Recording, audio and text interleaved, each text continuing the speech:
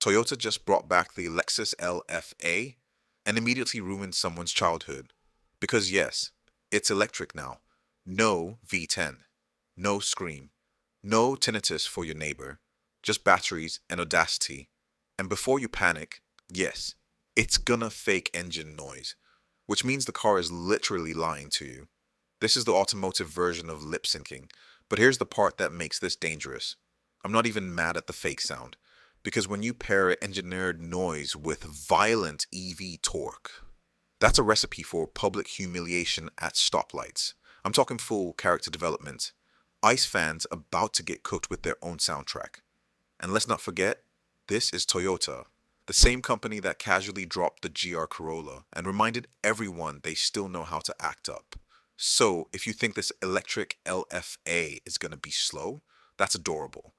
This is either the future of supercars or the most disrespectful plot twist in car history. Fake roar or real soul? Pick your struggle in the comments.